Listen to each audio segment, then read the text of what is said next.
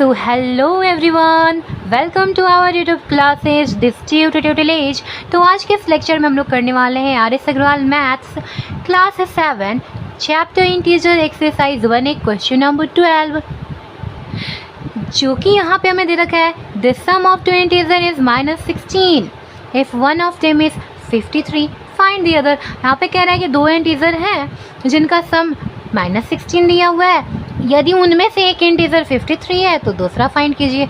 मैं आपको समझाती हूँ। देखो जैसे कि आपको करना क्या है, सबसे पहले तो आप कर लो लेट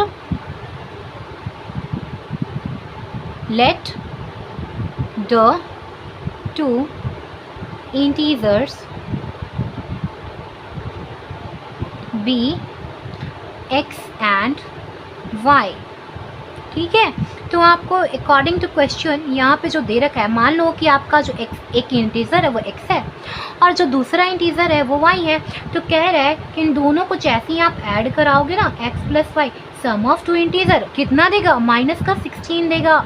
समझ गए? जैसे ही मैं इन दोनों का ऐड कराती हूँ तो -16 देता है। क्वेश्चन कह रहा है, अभी ये कह रहा है कि इनमें से एक इंटीजर जो है 53 है। तो जो x है ना, मान लो उसका वैल्यू कितना है, 53 दे रखा है। तो आपको y का वैल्यू फाइंड करना है, बाकी ये सब ऐसे ही लिख लो। तो आप नहीं कर लोगे फाइंड, यहाँ पे करना है y नहीं पता, इधर 53 है प्लस में इक्वल के इस साइड आएगा तो क्या बन जाएगा, माइनस बन जाएगा। तो लिखो -16 इधर पहले से था, ये प्लस में था इस साइड में, तो इक्वल के इस साइड आया तो क्या बन गया, माइनस बन गया, माइनस का 53।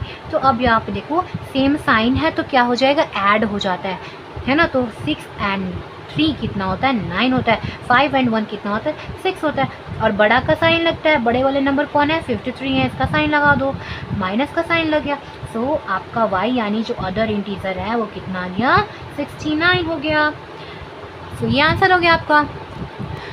और नेक्स्ट क्वेश्चन भी कुछ ऐसा ही है। क्वेश्चन नंबर 13 में कह रहा है the sum of two integer is 65 if one of them is -31 find the other.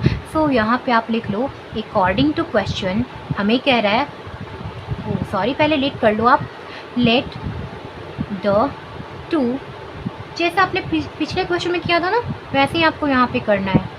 Late the two integers be x and y। So यहाँ पे कह रहा है अकॉर्डिंग टू क्वेश्चन, कह रहा है कि दोनों इंटीजर को जब ऐड करते हो तो 65 मिलता है। तो जो एक इंटीजर था x, दूसरा इंटीजर था y, इन दोनों को ऐड करने पर कितना मिलता है, 65 मिलता है। अब कह रहा है इनमें से एक इंटीजर कितना है, -31 है। इनमें से एक इंटीजर यानी मान लो कि जो x है वो माइनस का 31 है और y मुझे नहीं पता है ना, यही तो फाइंड करना है। अब यहाँ पे y को ऐसे ही छोड़ दो और इक्वल की साइड 65 दिया हुआ था और इधर कितना था, माइनस का 31 था। तो इधर से 31 को इस साइड ले आओ राइट साइड में, तो क्या बन जाएगा, इधर माइनस था तो इधर आएगा तो प्लस बन जाएगा, प्लस का 31। तो y की वैल्यू कितनी हो गया, 6 और ये 96 हो गया इसका वैल्यू y का, यानी जो दूसरा इंटीजर होगा उसका आंसर होगा 96।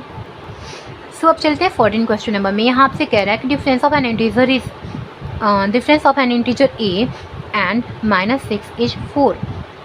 यहाँ पे आपको एक इंटीजर दे रखा है a नाम का, जब आप a का डिफरेंस -6 के साथ निकालते हो तो वो 4 आता है। ये आपको फाइंड करना है a का वैल्यू। तो find the value of a। चलो स्टार्ट करते हैं।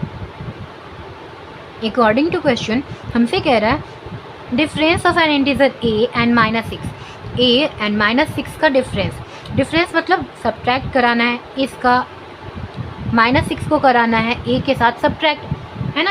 तो a दिया हुआ था और -6 कह रहा है कि सब्ट्रैक्ट करा दो, तो करा दो -6 को a में से सब्ट्रैक्ट। जैसे कराते हैं तो वैल्यू क्या मिलता है, 4 मिल जाता है। तो a और -6 का सब्ट्रैक्शन कराने पर वैल्यू 4 मिलता है।